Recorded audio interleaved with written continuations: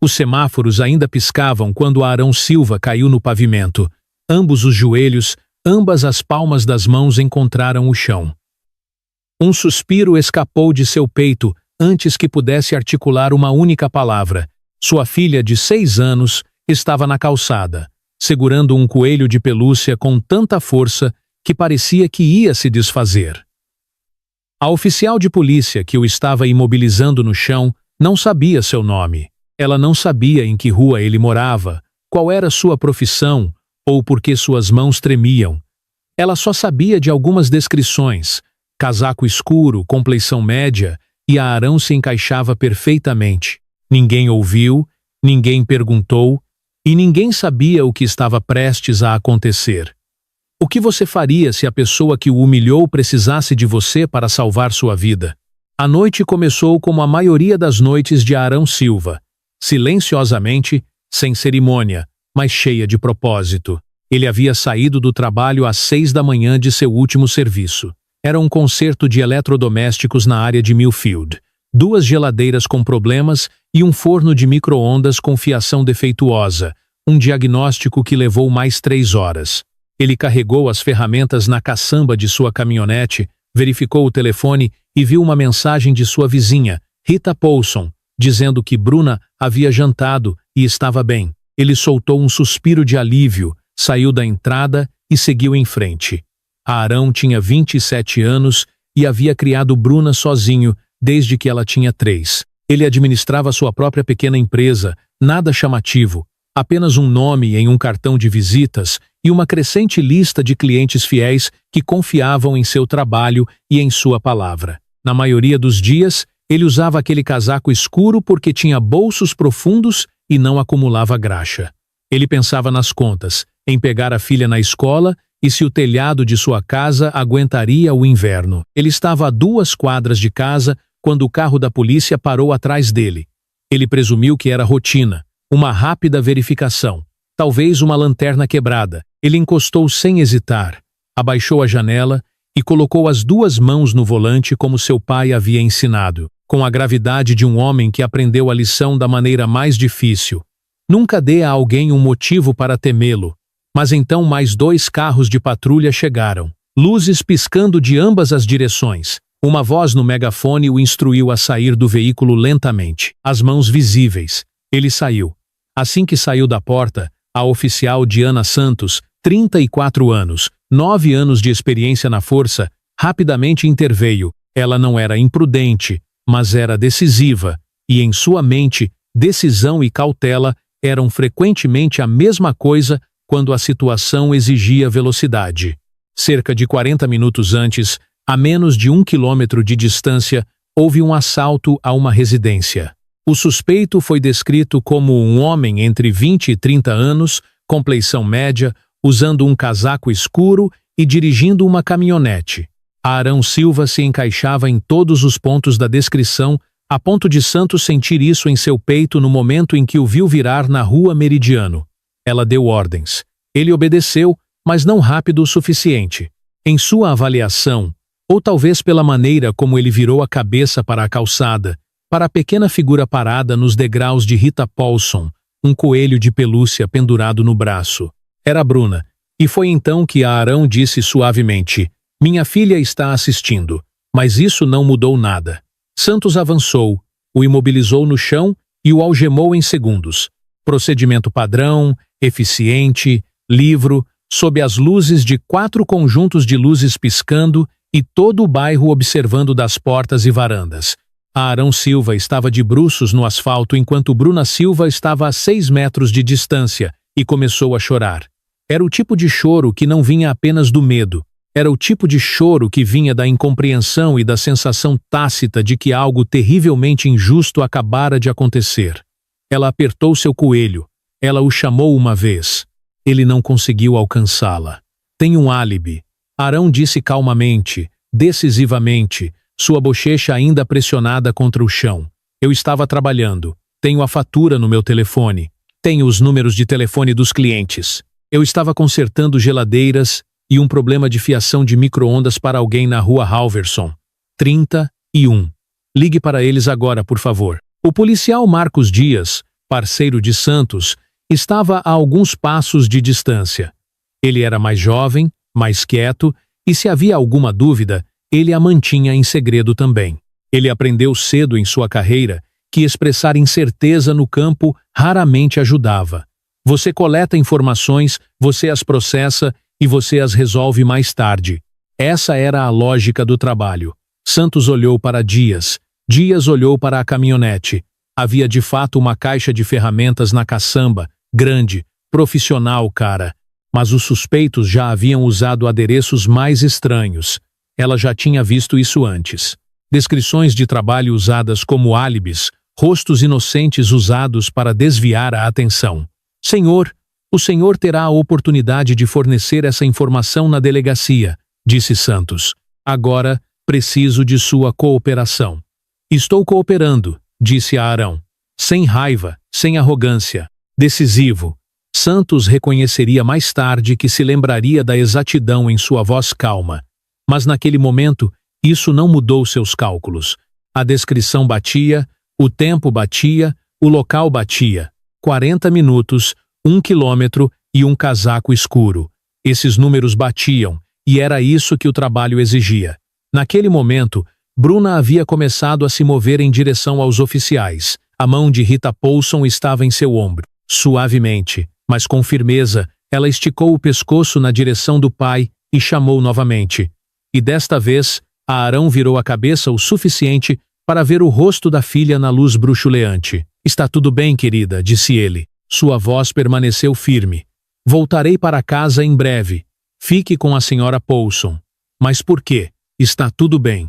Um vizinho chamado Tomás Braga apareceu em sua varanda, erguendo o telefone. Ele não era o único. 3 casas adiante, uma mulher que Arão só conhecia de vista também estava filmando. As luzes azuis piscavam nos rostos dos que assistiam por trás das janelas e Arão foi erguido, caminhando em direção ao carro da polícia sem hesitação. Ele não resistiu. Ele não discutiu. Ele manteve o olhar fixo para frente. Sua respiração regular. E pensou na fatura em seu telefone.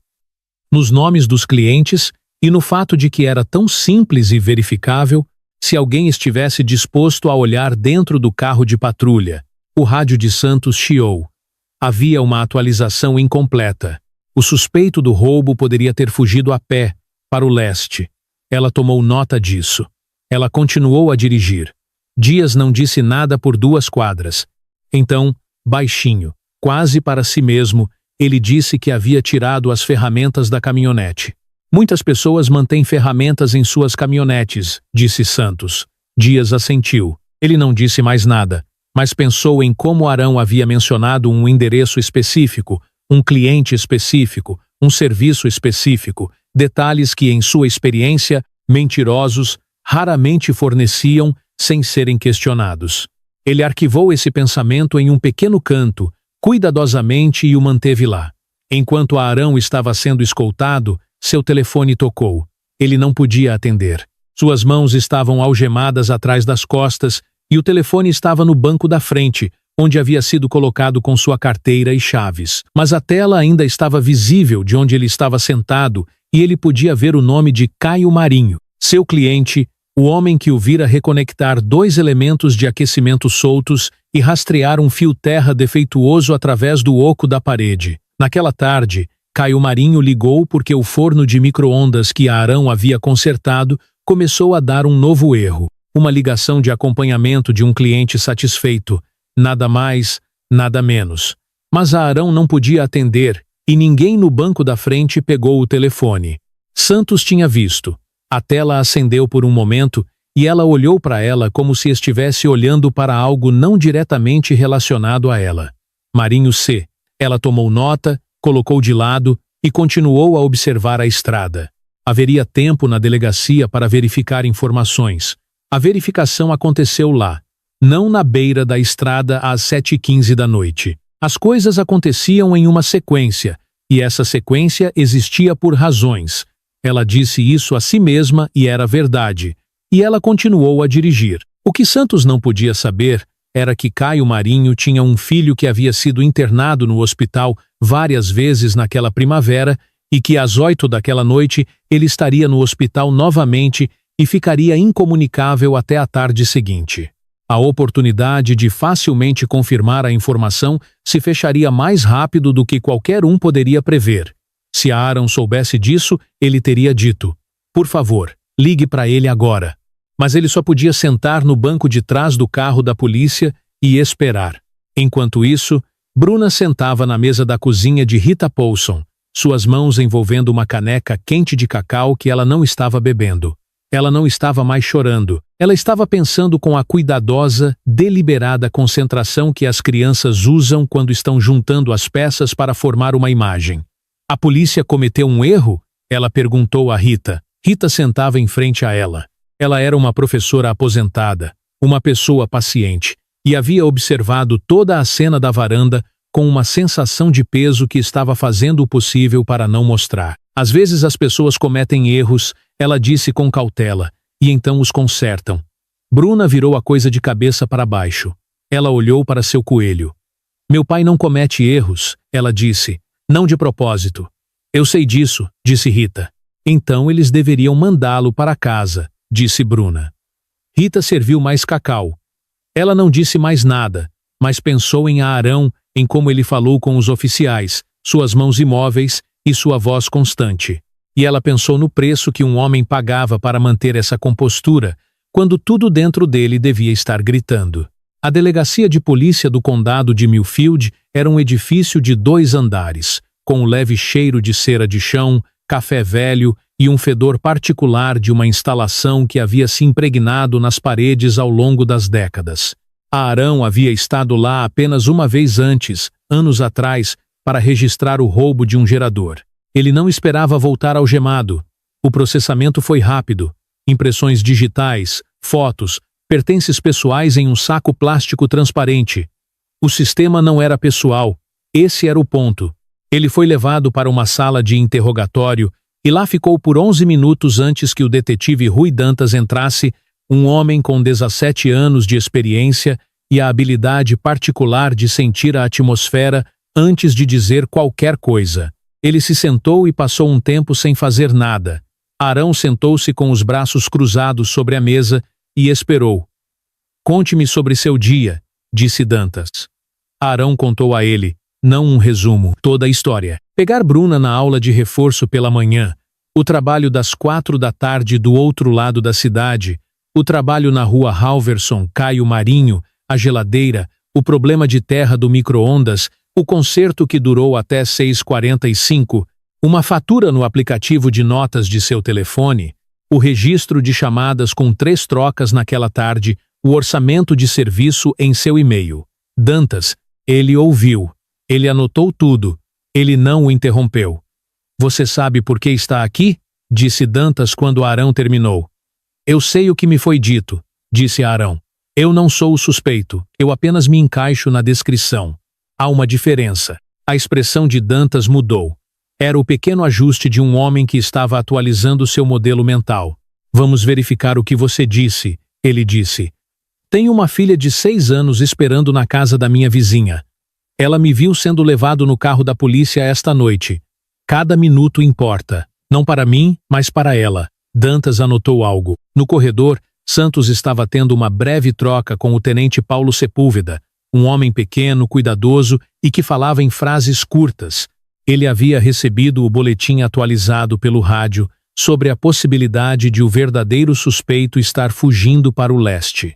E ele também ouviu que Aaron Silva havia oferecido imediatamente e voluntariamente o nome e endereço de uma testemunha que poderia corroborar sua presença do outro lado da cidade no momento do roubo. "É um álibi rápido", disse Sepúlveda. "Poderia ter sido ensaiado", disse Santos. "Pode ser real", disse Sepúlveda.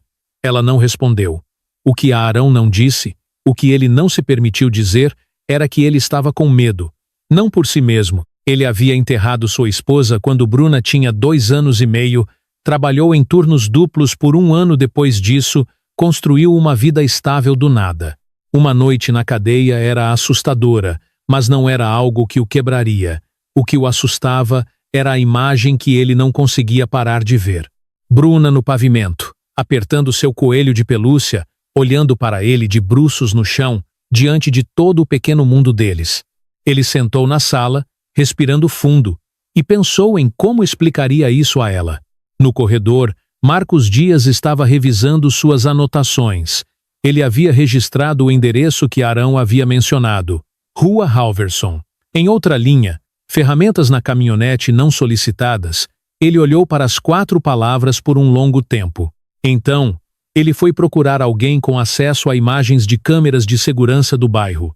A Rua Halverson estava sob a cobertura de 3 câmeras de tráfego separadas e um sistema de segurança residencial pertencente à família Garcia, cuja câmera da porta da frente tinha um campo de visão amplo o suficiente para capturar parte da entrada e da calçada que se estendia ao longo dos lotes adjacentes. Dias havia feito o pedido às 20h47 daquela noite. Às 21h15, ele tinha uma resposta.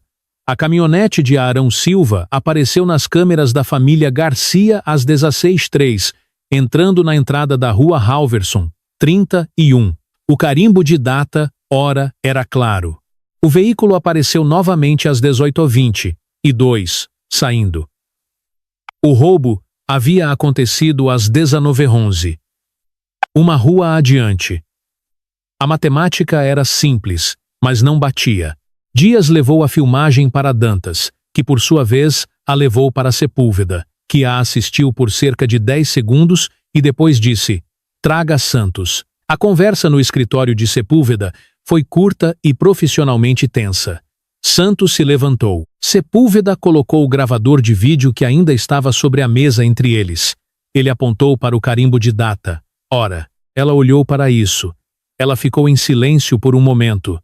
A descrição estava correta. Ela disse finalmente. A descrição estava correta. Sepúlveda concordou, mas o suspeito não. Santos apertou os lábios.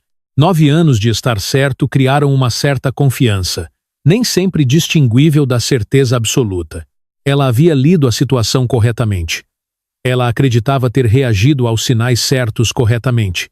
A única falha era a informação que ela não tinha e a informação que ela não havia verificado. Ela não disse a segunda parte em voz alta. Enquanto isso, a 3 quilômetros de distância, um homem chamado Tiago Reis estava tentando vender um laptop na traseira de seu carro no estacionamento de um shopping center. Tiago Reis, 26 anos, compleição média, usando um casaco escuro, havia assaltado uma casa na rua Fillmore na loja de conveniência 7-Eleven naquela noite. Ele não tinha ideia de que a Arão Silva existia. Ele também não tinha ideia de que alguém havia sido preso em seu lugar.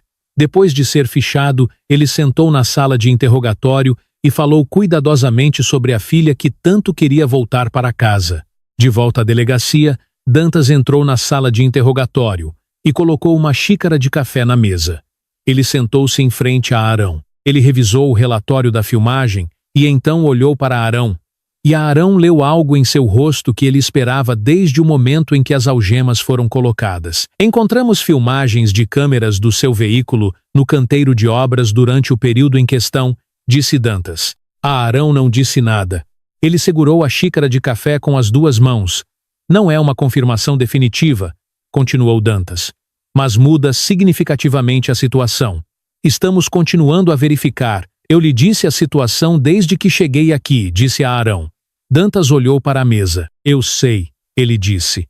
E as 2 palavras ditas suavemente naquela pequena sala foram a primeira admissão sincera que Arão havia recebido desde que as luzes se acenderam atrás dele. Ele foi liberado às 23h04 daquela noite. Sem avisos, sem cerimônia formal. Um oficial de plantão devolveu seus pertences, seu telefone, chaves, carteira, um recibo amassado do trabalho daquela tarde e disse que ele estava livre para ir. Arão assinou o recibo de seus pertences e perguntou se ele precisaria retornar em algum momento. Ele foi informado de que seria contatado se necessário. Santos estava no corredor quando ele passou pela porta. Ela foi informada de que ele seria liberado. Ela não foi instruída a dizer nada, mas ela veio mesmo assim por razões que ela não conseguia articular claramente, algo entre o dever e o incômodo persistente de uma noite que não havia sido resolvida como deveria. Ela olhou para ele. Você pode ir, ela disse. Arão parou.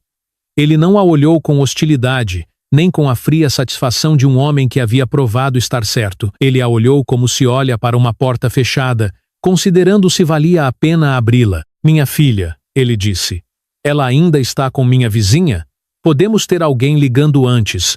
Isso ajudaria, ele disse. Ele se virou para a saída. Santos permaneceu onde estava. Uma confusão de emoções cruzou seu rosto, uma tempestade de sentimentos, breve e complexa. Havia palavras que poderiam ter sido ditas. Ela sabia quais eram as palavras. Elas estavam ali, na garganta.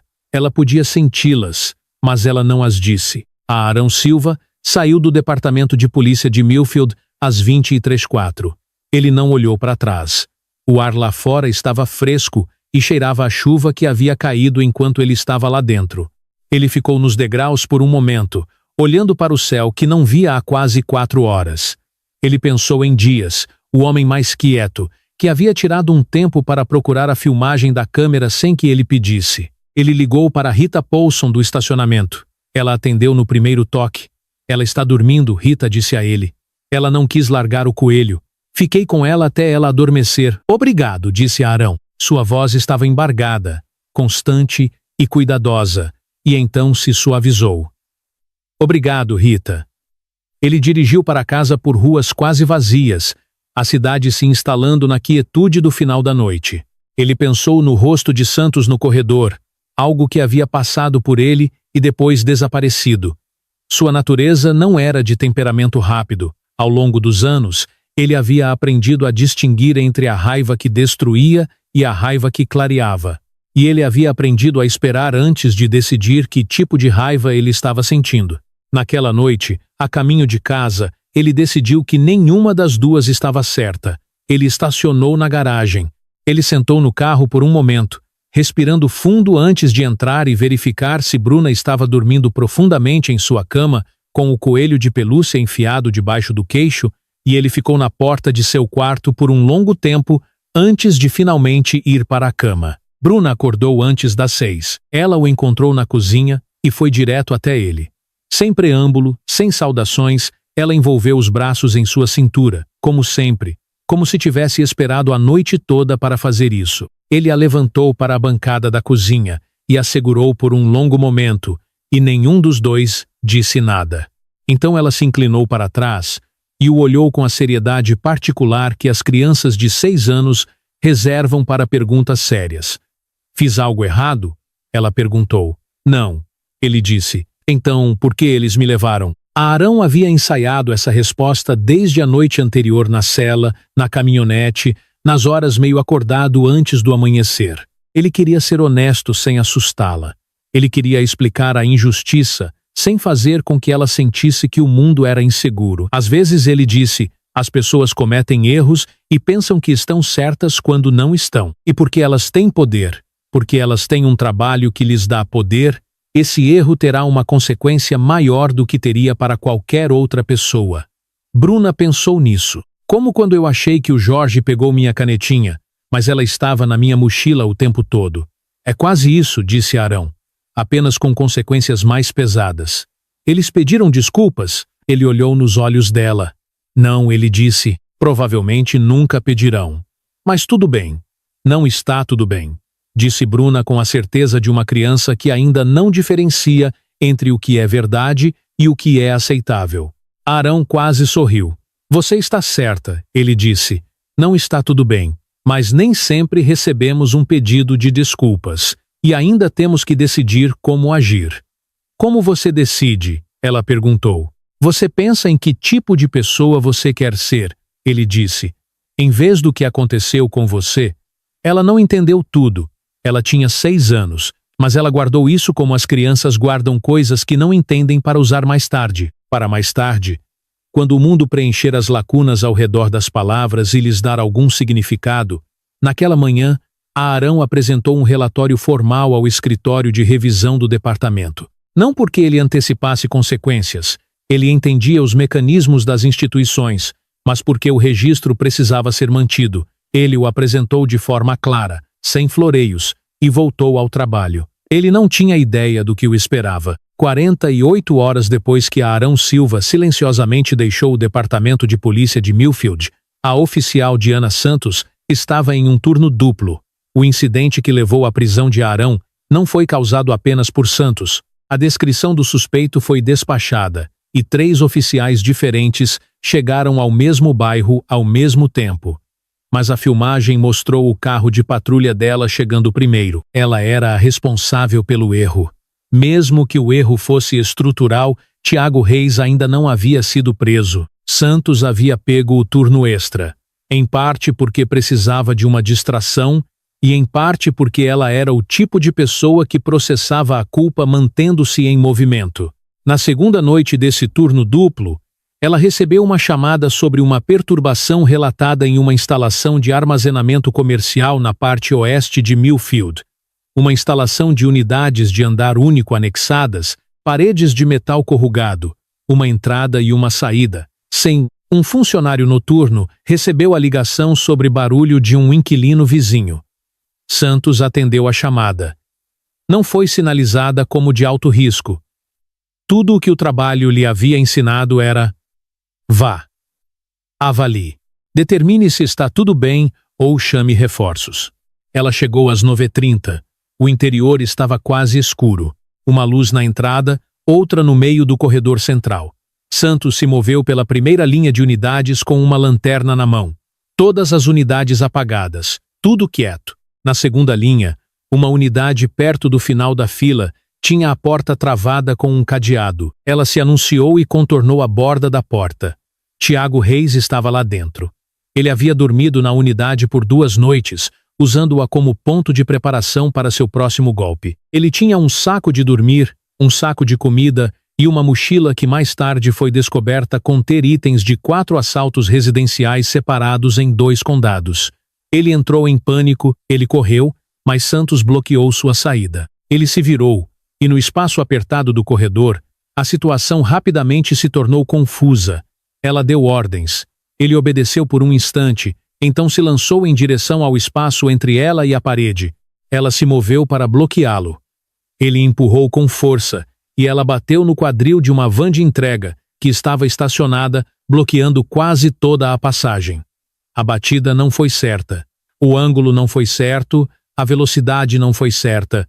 Ela caiu com força, sua cabeça batendo no canto do paralama da van. Reis fugiu.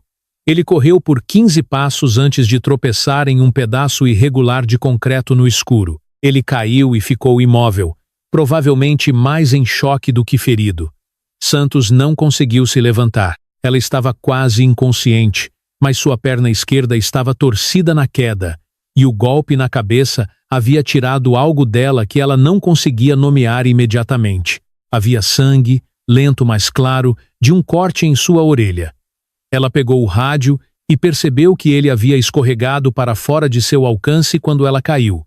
Seu telefone estava no bolso do colete, mas o ato de alcançá-lo exigia uma coordenação suave que ela continuava a não conseguir, como uma palavra que ela quase se lembrava. Ela pensou no alerta de emergência do relógio. Ela pensou em seu parceiro na entrada leste, a 200 metros de distância, sem saber sua localização. Ela precisava que alguém a encontrasse nos próximos minutos. No escuro entre as paredes de metal corrugado e a van estacionada, com o gemido de Reis em algum lugar à frente e seu rádio a 8 metros de distância, a oficial Diana Santos ficou imóvel e tentou se agarrar à consciência como um fio que ela não tinha certeza se conseguiria segurar. Arão Silva estava na área de armazenamento desde o final da tarde. Um cliente chamado Marcos Brito havia ligado 2 dias antes com um problema em sua menor unidade comercial. Um disjuntor defeituoso na caixa elétrica externa da instalação havia disparado repetidamente e desativado o sistema de ar condicionado para equipamentos sensíveis à temperatura. O gerente da instalação havia deixado a Arão entrar para verificar naquela tarde, mas o disjuntor de substituição não havia chegado até o final da tarde. Ele voltou às 9h15 para finalizar o trabalho. Ele estava na sala elétrica por 20 minutos quando ouviu um forte baque, o tipo de som que se propaga de forma diferente em um espaço de metal e concreto. Algo pesado, algo errado. Ele colocou o multímetro e foi em direção a ele. Ele passou pela segunda linha de unidades e virou no corredor. Ele viu o carro de patrulha ainda ligado perto da entrada. Então, sua lanterna atingiu a roda da van de entrega e a forma no chão ao lado dela, e ele se moveu antes mesmo de registrar o que estava vendo. Ele se abaixou. Ele registrou o uniforme, o distintivo, o rosto. Ele registrou o rosto. Nos segundos seguintes, Arão compreendeu a situação com uma clareza que o surpreenderia mais tarde. Ele reconheceu Santos. Ele reconheceu o sangue. Ele notou que ela não tinha rádio. Ele ouviu o gemido de Reis em algum lugar distante e registrou essa informação separadamente. Ele avaliou o que tinha: uma bolsa de ferramentas elétricas, um kit de primeiros socorros, 2 mãos intactas e o conhecimento de como estabilizar uma situação até que alguém mais profissional chegasse.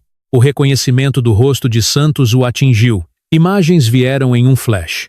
O pavimento, as luzes, Bruna na calçada. E ele as sentiu da maneira que se sente algo real mais com o instinto do que com o pensamento.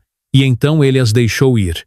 Ele pegou sua bolsa, a escolha, de qualquer forma aconteceu naquele espaço entre pegar a bolsa e abri-la.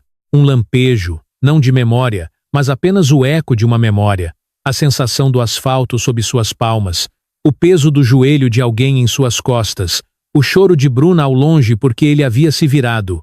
E o mundo se reduziu ao asfalto a 15 centímetros de seu rosto. Ele abriu a bolsa. A lógica era simples. Alguém estava sangrando. Ele estava lá. Ele tinha os meios para ajudar. O que havia acontecido com ele 72 horas antes não alterava nenhuma dessas 3 verdades. Era apenas isso. Ele pegou um par de luvas de nitrila de seu kit de primeiros socorros. Ele as mantinha para situações como essa. Ele pressionou suavemente os dedos no pescoço de Santos e sentiu o pulso. Um pouco irregular, mas ele falou com ela. Oficial. Oficial Santos. Seus olhos se moveram. Ela o viu. Houve um atraso, como em uma concussão. Então seu olhar se concentrou, e ele viu seu rosto passar por algo complexo no momento do reconhecimento. Você? Ela disse. Sim, ele disse. Não se mova. Você bateu a cabeça e acho que torceu gravemente o tornozelo. Preciso que você fique parada enquanto vou pedir ajuda. Ela tentou articular as palavras. Fique parada, ele disse novamente. Não com aspereza. Da maneira que ele falaria com alguém que estava tentando superar uma situação que estava além de sua capacidade de superá-la. Você vai ficar bem. Estou cuidando disso. Ele discou 911 com uma mão, enquanto com a outra pressionava suavemente o ferimento em sua orelha com uma gaze dobrada de seu kit de primeiros socorros. Ele deu o endereço, a situação e descreveu a natureza dos ferimentos como os avaliou. Ele também deu seu nome. Então ele falou em voz alta para o gemido no escuro. Fique onde está. Eu te ouvi. Não se mova. O gemido parou. Ele se virou para Santos. Seus olhos ainda estavam fixos nele na fina luz branca da lanterna, seu sangue em suas luvas e o 911 na linha. Ela parecia alguém tentando lidar com algo que ela não tinha os recursos para lidar no momento. Vou continuar falando com você, disse a Arão. Essa é a sua tarefa agora. Ouça minha voz. Arão não tinha treinamento formal em primeiros socorros, além de seu kit básico na bolsa, e um curso comunitário que ele havia feito 3 anos antes. Ele não era um paramédico, mas sabia como avaliar uma situação, resolver um problema e usar o que estava disponível. O primeiro problema era o corte. Os ferimentos na cabeça geralmente sangravam muito, e esse, um corte limpo do impacto com o paralama, a cerca de 5 centímetros da orelha esquerda de Santos, não foi exceção. Ele aplicou pressão firme e uniforme com a gaze dobrada, falando com ela tanto para manter-la alerta quanto para avaliar seu nível de consciência. Qual é o seu nome? Ele perguntou. Diana. Diana, você sabe onde você está? Armazém, Millfield Oeste. Sua voz estava lenta, mas exata. Um bom sinal. Você sabe o que aconteceu? Bati na van. O suspeito fugiu. Uma pausa. Onde ele está? No final do corredor. Eu disse a ele para ficar parado. Ele não se moveu. Ela entendeu. Ela havia protegido a cena. Eu disse a um homem que provavelmente tinha uma torção no tornozelo para ficar parado. Arão disse: não tenho certeza se isso se qualifica, mas ele não vai a lugar nenhum. Algo passou pelo rosto dela que, em outras circunstâncias, poderia ter sido um leve sorriso. Você deveria ficar parada, ele disse. A ajuda está chegando. O segundo problema era a perna dela. Não está quebrada. A mão de Arão se moveu cuidadosamente ao longo da perna, procurando evidências de uma fratura limpa, mas o tornozelo estava severamente torcido e possivelmente o joelho também. Movê-la era impensável. Ele havia improvisado, usando uma bolsa de trabalho que se encaixava perfeitamente no lado externo da perna, e uma tira de fita adesiva firmemente enrolada de sua caixa de ferramentas para manter-la estável. Não era bonito, mas era o suficiente para impedi-lo de virar mais. A terceira preocupação era a tomada de parede ao lado dela. A van de entrega estava conectada à tomada CA externa e o cabo de extensão havia se soltado parcialmente de seu suporte com o ângulo do estacionamento, expondo os contatos elétricos na altura do joelho. Não era imediatamente perigoso, mas se Santos ou Reis se movessem em direção àquela parede, a situação mudaria. Ele foi até a tomada, usou alicates isolados para recarregar o cabo corretamente e depois enrolou fita isolante nos contatos expostos. 20 segundos. De volta a Santos. Ela o observava. Você trouxe ferramentas elétricas para uma situação de primeiros socorros, ela disse. Eu sou eletricista, ele disse. A emergência simplesmente apareceu. Ele se ajoelhou ao lado dela e verificou a bandagem. A saturação estava diminuindo, mas o compressor ainda estava ativo. As sirenes vieram de longe, pequenas, mas chegando mais perto a cada momento. 2 minutos, talvez 3. Fale comigo, ele disse. Olhe nos meus olhos. Ela olhou para ele. No silêncio entre as sirenes e a própria respiração, algo que ela havia mantido à distância por tanto tempo se acalmou. Por que você está fazendo isso? Ela perguntou. Ambos sabiam que não era uma pergunta simples. Ele a tratou não como falsa deliberação, mas como deliberação real. Então ele disse, porque você precisava de ajuda, e eu estava aqui depois do que eu fiz. Sim, ele respondeu. Ela então o observou por um longo tempo.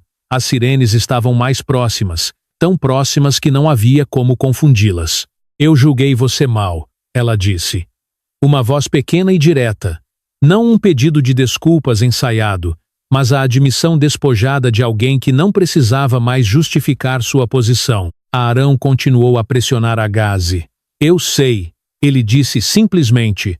As sirenes chegaram. Luzes vermelhas e brancas varreram o espaço acima do corredor, tingindo as paredes de metal corrugado em faixas alternadas de cor. Arão ouviu o movimento no corredor, as vozes, a urgência controlada de pessoas treinadas para este exato momento. Ele chamou. Segundo corredor, siga as luzes. Santos já estava em e fora de consciência antes da ajuda. Ela não estava inconsciente, mas na fronteira entre estar e não estar. Ela havia lhe dito o nome de seu parceiro, o número do apartamento. E 2 minutos antes dos paramédicos chegarem, ela o olhou e disse, sinto muito pela sua filha. Ele não esperava que isso o afetasse. Mas de todas as coisas que foram ditas e não ditas nas últimas 72 horas, foi a fala de uma mulher sangrando e com concussão que o atingiu mais do que a noite formal na delegacia. Ela tem 6 anos, ele disse finalmente. Eu sei, disse Santos. Eu disse a ela que estava tudo bem. Ele acrescentou, será que é? Ele pensou por um momento. Vai ser, ele disse. 2 paramédicos correram, um com uma criança nos braços. Suas lanternas varreram a cena e atingiram a Arão, um homem de casaco escuro com luvas ensanguentadas, ajoelhado ao lado de um oficial ferido, e eles tiveram cerca de 1 segundo de extrema hesitação antes que Santos falasse. Ele me ajudou, ela disse, claro e estável, alto o suficiente para ser ouvido. Ele foi quem ligou. Os paramédicos se ajustaram. Um foi para Santos, o outro olhou para Arão. Fiz os primeiros socorros básicos, disse a Arão. Pressão na cabeça. Imobilização da perna. Cuidado com o risco elétrico perto da tomada. O outro cara está no final do corredor. Possível torção no tornozelo. Não é uma ameaça à vida. O paramédico olhou para a gaze, a imobilização improvisada, a fita adesiva na tomada. Bom trabalho, ele disse. E a profissionalismo despojado nas duas palavras, ditas sem drama, era estranhamente o mais reconfortante que Arão havia ouvido em 3 dias. Ele se levantou lentamente, ele tirou as luvas, ele se afastou e deixou os profissionais trabalharem. Ele os observou cuidarem de Santos, que permaneceu com os olhos abertos e falava claramente, sem olhar para ele novamente, mas ele notou que a mão dela ainda estava virada para baixo no chão, como se ela tivesse pensado em pegar algo e então não o fizesse. Mais oficiais chegaram em 4 minutos. O primeiro pelo corredor foi o parceiro de Santos, o oficial Nuno Campos, que estava na entrada leste quando a chamada foi despachada e havia cruzado a instalação em menos de 90 segundos. Ele avaliou rapidamente a situação, foi direto para Santos e depois se virou para Arão, que estava de lado com sua bolsa de trabalho e luvas já removidas. Por cerca de 3 segundos, Arão pôde ver os cálculos acontecendo na cabeça de Campos. Ele estava preparado para isso. Um homem com as mãos ensanguentadas sobre um oficial ferido em um espaço escuro e isolado. O erro de julgamento não seria irracional. Ele manteve as mãos visíveis. Ele não se moveu. Santos falou. Nuno. Campos se virou. O nome dele é Arão Silva. Ele é um civil que me ajudou e deve ser tratado adequadamente. Campos olhou para Arão. Arão retribuiu o olhar. A clareza estava lá. Você está bem? Campos perguntou. Sim, Arão respondeu. Ele também está segurando Tiago Reis no final do corredor. Santos acrescentou. Possível torção no tornozelo. Ele está imóvel. Campos despachou 2 oficiais nessa direção. Poucos minutos depois, Tiago Reis, o verdadeiro suspeito do assalto original na rua Fillmore, o homem com o casaco escuro e a caminhonete que transformou Arão Silva em um alvo em uma terça-feira comum, foi algemado. A noite se encerrou com seus presságios, as luzes da ambulância, a comunicação via rádio. Arão sentou no para-choque de um carro de polícia e respondeu a perguntas por 30 minutos. Primeiro, foi a mensagem de um oficial de plantão. Depois, a breve mensagem do detetive Dantas, que havia dirigido até lá quando recebeu a ligação e olhou para Arão por um longo tempo antes de estender a mão. Arão apertou-lhe a mão. Suas últimas 72 horas foram piores do que a maioria das pessoas em um ano inteiro, disse Dantas. Vou ficar bem, Arão respondeu. Sim, disse Dantas. Imagino que você também pense assim. Nos dias seguintes, o quadro completo se desenrolou com a clareza que só vem depois que algo já aconteceu. Tiago Reis, uma vez sob custódia, foi encontrado ligado a 4 assaltos residenciais separados em 2 condados vizinhos. O rastro de evidências não era complicado, uma vez que os investigadores o tiveram. O registro de Arão Silva foi atualizado formalmente. Um indivíduo exonerado, detido injustamente com base em uma correspondência de descrição, sem acusação e sem condenação. Uma carta foi emitida pelo escritório de revisão do departamento. Era profissional e cuidadosa, sem mencionar o custo daquela noite para ele. O vídeo filmado pelos vizinhos durante a detenção inicial circulou em grupos locais nos dias entre a prisão de Arão e seu ressurgimento como o homem que havia salvado a vida de Santos. As pessoas falavam. Jornalistas locais ligaram para Arão 2 vezes. Ele recusou as 2 vezes. Ele não estava interessado em recontar a história. Ele só queria voltar ao trabalho.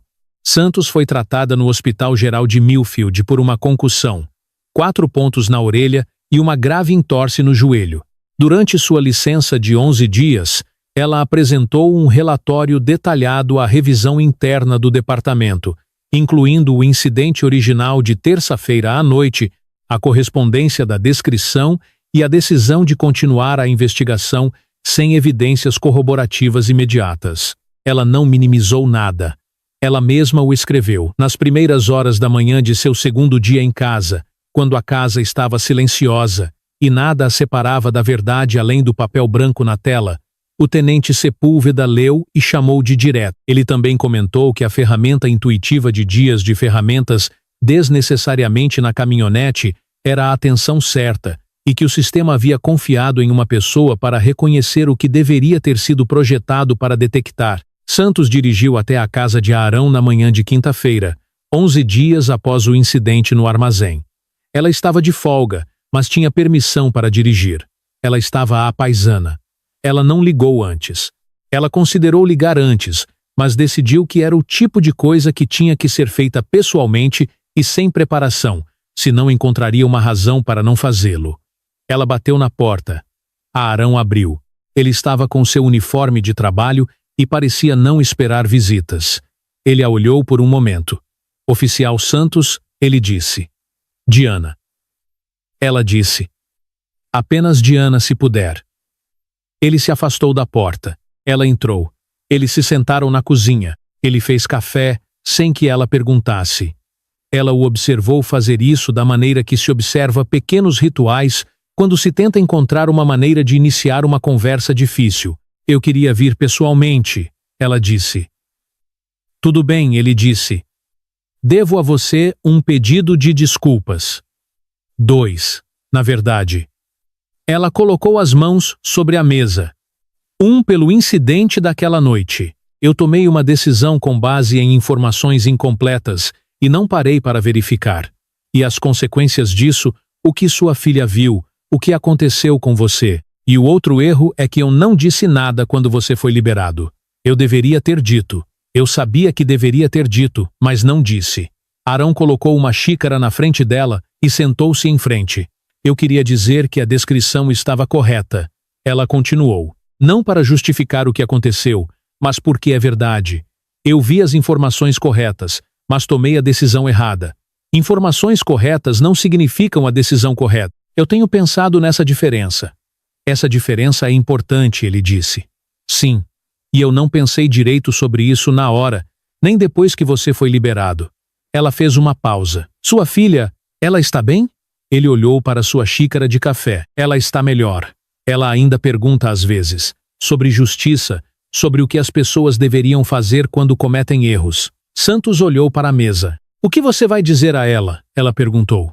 Vou dizer a ela que erros fazem parte da natureza humana, ele disse. E que a questão é o que você faz a seguir. Santos pensou nisso por um longo tempo. Ela pensou no corredor, no chão, no escuro e no homem que tinha todos os motivos para não ajudá-la, pressionando a gaze em sua cabeça sob a fina luz de sua própria luz de trabalho. Por que você me ajudou? Ela perguntou. Não foi a primeira vez. Ele já havia respondido a essa pergunta na noite anterior. E ela perguntou novamente, porque você precisava de ajuda e eu estava aqui e estava certo e não era o suficiente. Arão pensou por um momento. Porque Bruna está me observando, ele disse finalmente, sempre, mesmo quando ela não está na sala. Tudo o que faço é algo que ela pode fazer um dia. E quero que ela seja o tipo de pessoa que sempre ajuda os outros. Santos pensou nisso por muito tempo. Quando se levantou para sair, ela parou na soleira da porta. Obrigado, ela disse. Por tudo, ele assentiu. Fique bem, Diana.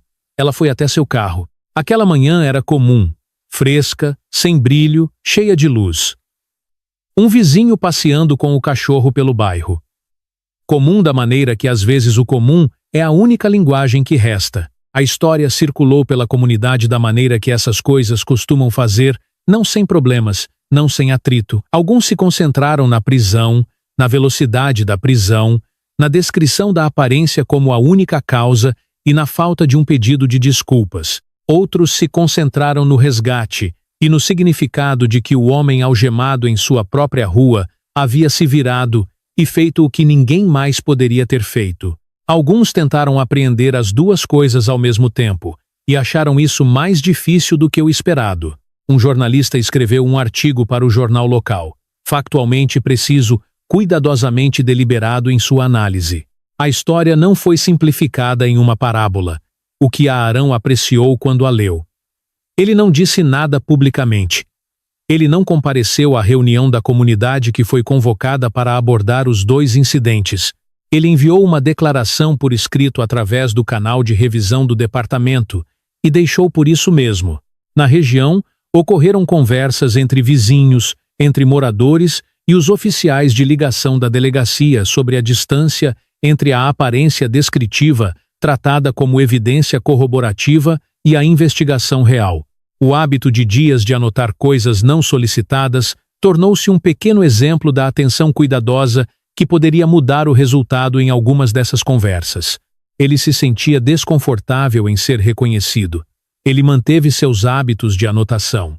Santos falou em uma sessão de treinamento interno 3 semanas depois de retornar ao serviço.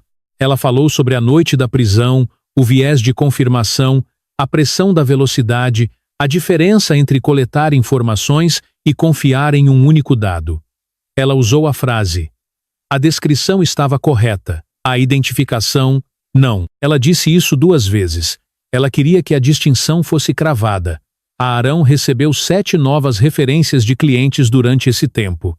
Ele não buscou atenção. Ele aparecia, diagnosticava o problema, fazia o reparo e cobrava sua tarifa padrão. Ele não estava interessado em ser um símbolo. Ele era apenas um homem de 30 anos que ganhava a vida consertando coisas e criando sua filha sozinho. E essas 2 verdades eram mais do que suficientes. O inverno chegou cedo em Millfield naquele ano. As folhas mudaram muito rapidamente. Uma semana de ouro, uma semana de marrom, uma semana de nada, e o frio chegou com a determinação particular de um inverno que pretendia ficar.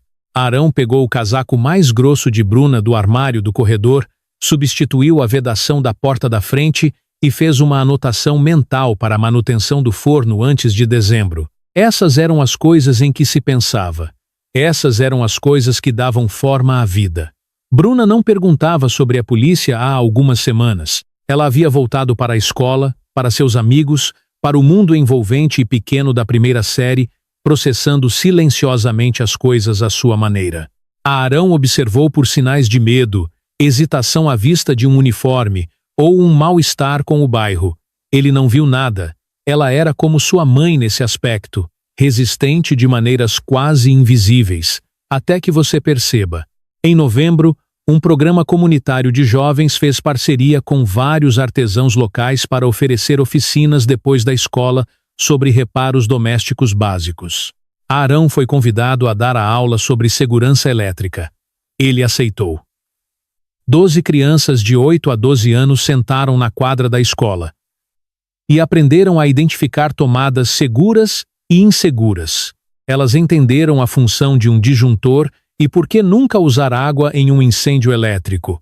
Elas ouviram com a atenção que as crianças costumam dar quando lhes são ensinadas coisas realmente úteis. Bruna estava sentada na primeira fila porque insistiu em ir. Depois da aula, um dos alunos, um menino de 10 anos chamado Marcos, muito sério, perguntou a Arão se ele já havia sentido medo enquanto trabalhava. Arão pensou no corredor do armazém, na tomada exposta, na avaliação no escuro, no pulso de Santos sob seus dedos. "Sim", ele disse. "O que você fez?", perguntou Marcos. "Eu fiz a próxima coisa", disse Arão.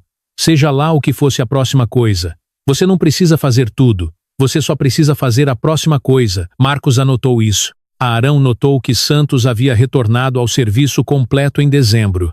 Ela havia usado seu tempo de recuperação para ler sobre reforma processual e estruturas de desescalada, o significado de ter controle sobre a vida de outra pessoa e como o sistema precisava reparar essas pessoas quando errava. Ela era honesta o suficiente para rastrear as mudanças que estava fazendo, lentamente, dia após dia, não por revelações repentinas, mas por repetição. Ela passou pela rua de Arão em sua rota de patrulha em uma noite de quinta-feira. Ela não parou. Ela não sabia se ele a viu, mas pensou na cozinha, no café, no que ele havia dito sobre Bruna sempre a observando. Ela carregava isso. E Arão Silva dirigiu para casa depois do trabalho. Estacionou na entrada e então entrou pela porta da frente para encontrar Bruna sentada na mesa da cozinha com um desenho que ela havia feito. 2 figuras, uma alta e outra baixa, de pé lado a lado sob o que poderia ser o sol. "Quem é esse?", ele perguntou. "Somos nós", ela disse. Ele a pendurou na geladeira. Ele fez o jantar.